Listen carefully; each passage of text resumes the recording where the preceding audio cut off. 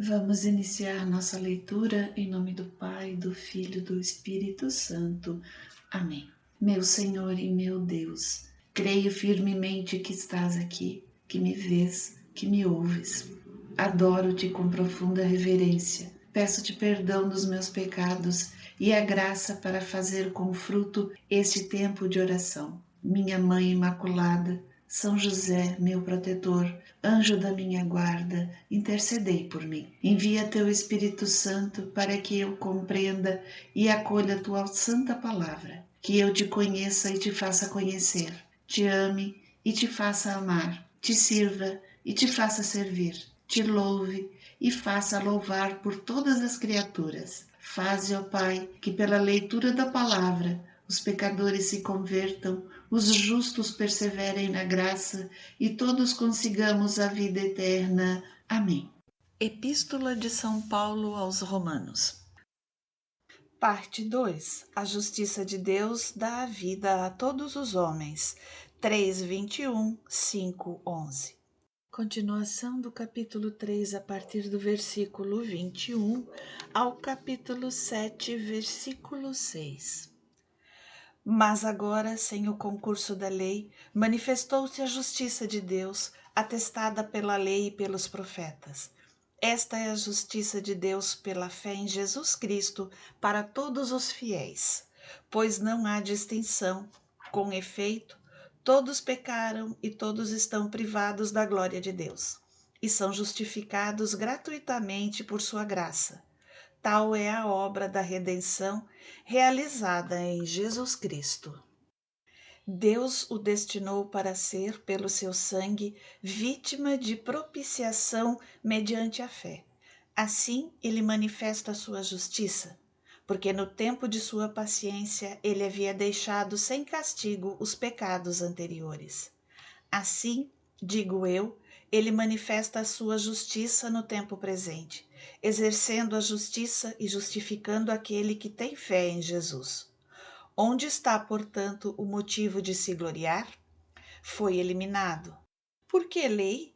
Pelas das obras? Não, mas pela lei da fé.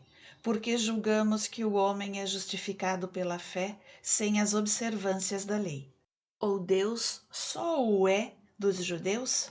Não. É também Deus dos pagãos? Sim, ele o é também dos pagãos. Porque não há mais que um só Deus, o qual justificará pela fé os circuncisos e também pela fé os incircuncisos. Destruímos então a lei pela fé? De modo algum. Pelo contrário, damo-lhes toda a sua força. Abraão justificado pela fé. Que vantagem, diremos, pois, que conseguiu Abraão, nosso pai, segundo a carne? Porque, se Abraão foi justificado em virtude de sua observância, tem de que se gloriar, mas não diante de Deus. Ora, que diz a Escritura?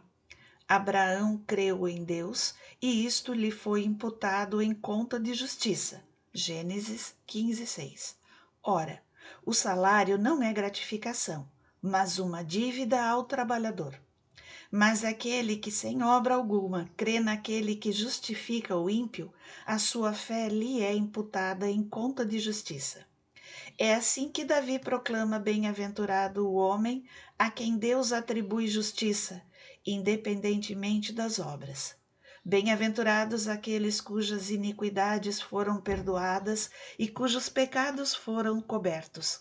Bem-aventurado o homem a qual o Senhor não imputou o seu pecado. Salmos 31 e sequências.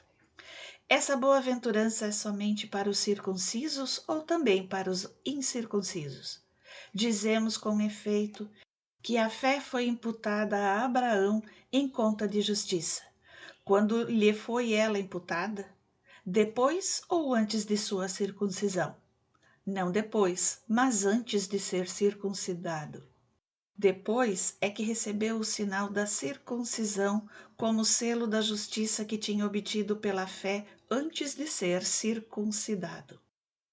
E assim se tornou o pai de todos os incircuncisos que creem, a fim de que também a estes seja imputada a justiça. Pai também dos circuncisos, que não só trazem o sinal, mas que acompanham as pegadas da fé que nosso pai Abraão possuía antes de ser circuncidado. Com efeito, não foi em virtude da lei que a promessa de herdar o mundo foi feita a Abraão ou a sua posteridade, mas em virtude da justiça da fé. Porque se a herança é reservada aos observadores da lei, a fé já não tem razão de ser e a promessa fica sem valor. Porquanto a lei produz a ira, e onde não existe lei, não há transgressão. Logo, é pela fé que alguém se torna herdeiro, portanto, gratuitamente. E a promessa é assegurada a toda a posteridade de Abraão, não somente aos que procedem da lei, mas também aos que possuem a fé de Abraão, que é pai de todos nós. Em verdade está escrito: Eu te constituí pai de muitas nações. Gênesis 17:5. Nosso pai, portanto, diante dos olhos daquele em quem acreditou, o Deus que dá vida aos mortos e chama à existência as coisas que estão no nada. Esperando contra toda esperança, Abraão teve fé e se tornou pai de muitas nações, segundo o que lhe fora dito. Assim será a tua descendência. Gênesis 15:5. Não vacilou na fé, embora reconhecendo seu próprio corpo sem vigor, pois tinha quase 100 anos, e o seio de Sara igualmente amortecido. Ante a promessa de Deus, não vacilou, não desconfiou, mas conservou-se forte na fé e deu glória a Deus. Estava plenamente convencido de que Deus era poderoso para cumprir o que prometera. Eis porque sua fé lhe foi contada como justiça. Ora, não é só para ele que está escrito que a fé lhe foi imputada em conta de justiça. É também para nós, pois a nossa fé deve ser-nos imputada igualmente.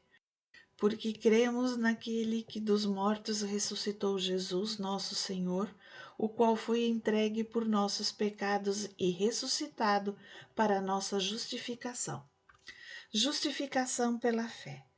Justificados, pois, pela fé, temos a paz com Deus por meio de nosso Senhor Jesus Cristo. Por ele é que tivemos acesso a essa graça, na qual estamos firmes e nos gloriamos na esperança de possuir um dia a glória de Deus. Não só isso, mas nos gloriamos até das tribulações, pois sabemos que a tribulação produz a paciência prova a fidelidade, e a fidelidade comprovada produz a esperança. E a esperança não engana, porque o amor de Deus foi derramado em nossos corações pelo Espírito Santo que nos foi dado. Com efeito, quando éramos ainda fracos, Cristo, a seu tempo, morreu pelos ímpios. Em rigor, a gente aceitaria morrer por um justo, por um homem de bem, quiçá se consentiria em morrer. Mas eis aqui uma prova brilhante de amor de Deus por nós. Quando éramos ainda pecadores, Cristo morreu por nós. Portanto, muito mais agora que estamos justificados pelo seu sangue, seremos por ele salvos da ira. Se quando éramos ainda inimigos, fomos reconciliados com Deus pela morte de seu Filho, com muito mais razão, estando já reconciliados, seremos salvos por sua vida. Ainda mais, nós nos gloriamos em Deus por nosso Senhor Jesus Cristo, por quem desde agora temos recebido a reconciliação. Parte 3. Morte em Adão e vida em Cristo. 5:12, 7:6. Por isso, como por um só homem entrou o pecado no mundo e pelo pecado a morte, assim a morte passou a todo o gênero humano porque todos pecaram. De fato, até a lei o mal estava no mundo, mas o mal não é imputado quando não há lei. No entanto, desde Adão até Moisés reinou a morte, mesmo sobre aqueles que não pecaram, a imitação da transgressão de Adão, o qual é figura do que havia de vir. Mas, Como dom gratuito, não se dá o mesmo que com a falta, pois se a falta de um só causou a morte de todos os outros, com muito mais razão o dom de Deus e o benefício da graça obtida por um só homem, Jesus Cristo, foram concedidos copiosamente a todos. Nem aconteceu com o dom o mesmo que com as consequências do pecado de um só. A falta de um só teve por consequência um veredito de condenação, ao passo que, depois de muitas ofensas, o dom da graça traiu um juízo de justificação. Se pelo pecado de um só homem reinou a morte por esse único homem, muito mais aqueles que receberam a abundância da graça e o dom da justiça reinarão na vida por um só, que é Jesus Cristo.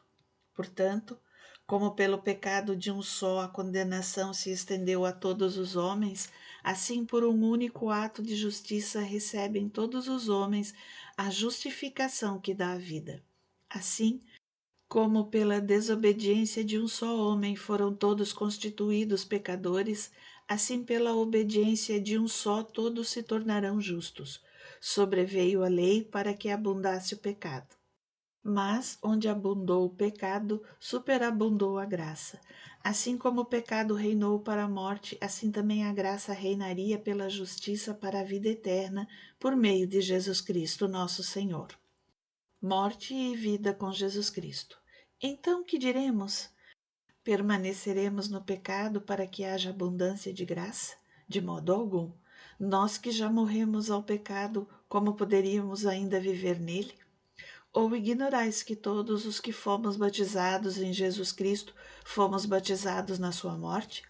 Fomos, pois, sepultados com ele na sua morte pelo batismo, para que, como Cristo ressurgiu dos mortos pela glória do Pai, assim nós também vivamos uma vida nova. Se fomos feitos o mesmo ser com ele por uma morte semelhante à sua, sê-lo-emos igualmente por uma comum ressurreição.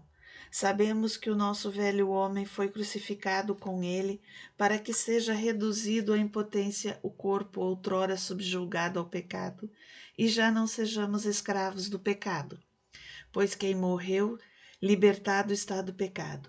Ora, se morremos com Cristo, cremos que viveremos também com ele, pois sabemos que Cristo, tendo ressuscitado dos mortos, já não morre, nem a morte terá domínio sobre ele. Morto, ele o foi uma vez por todas pelo pecado, porém está vivo, continua vivo para Deus. Portanto, vós também considerai-vos mortos ao pecado, porém vivos para Deus em Cristo Jesus. Não reine, pois, o pecado em vosso corpo mortal, de modo que obedeçais aos seus apetites, nem ofereçais os vossos membros ao pecado como instrumentos do mal. Oferecei-vos a Deus como vivos, salvos da morte, para que os vossos membros sejam instrumentos do bem ao seu serviço. O pecado já não vos dominará, porque agora não estáis mais sob a lei, e sim sob a graça. O cristão é servo da justiça. Então, havemos de pecar pelo fato de não estarmos sob a lei, mas sob a graça? De modo algum. Não sabeis que, quando vos ofereceis a alguém para lhe obedecer, sois escravos daquele a quem obedeceis, quer seja do pecado para a morte, quer da obediência para a justiça? Graças a Deus, porém, que depois de terdes sido escravos do pecado, obedecestes de coração à regra da doutrina na qual tendes sido instruídos, e libertados do pecado, vos tornastes servos da justiça. Vou-me servir de linguagem corrente entre os homens por causa da fraqueza da vossa carne, pois como pusestes os vossos membros a serviço da impureza e do mal, para cometer a iniquidade, assim ponde agora os vossos membros a serviço da justiça para chegar à santidade. Quando éreis escravos do pecado, éreis livres a respeito da justiça. Que frutos produzieis, então? Frutos dos quais agora vos envergonhais. O fim deles é a morte. Mas agora, libertados do pecado e feitos servos de Deus, tendes por fruto a santidade, e o termo é a vida eterna. porque o salário do pecado é a morte, enquanto o dom de Deus é a vida eterna em Cristo Jesus, nosso Senhor. O cristão é livre dos entraves da lei. Ignorais, irmãos, falo aos que têm conhecimentos jurídicos, que a lei só tem domínio sobre o homem durante o tempo que vive? Assim, a mulher casada está sujeita ao marido pela lei enquanto ele vive. Mas se o marido morrer, fica desobrigada da lei que a ligava ao marido. Por isso, enquanto viver o marido, se tornar mulher de outro homem, será chamada adúltera.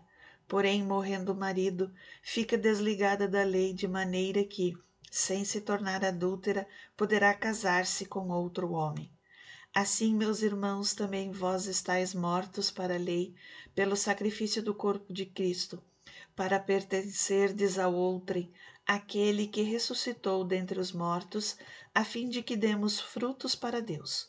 De fato, quando estávamos na carne, as paixões pecaminosas despertadas pela lei operavam em nossos membros a fim de frutificarmos para a morte. Agora, mortos para essa lei que nos mantinha sujeitos, dela nos temos libertado, e nosso serviço realiza-se conforme a renovação do Espírito e não mais sob a autoridade envelhecida da lei.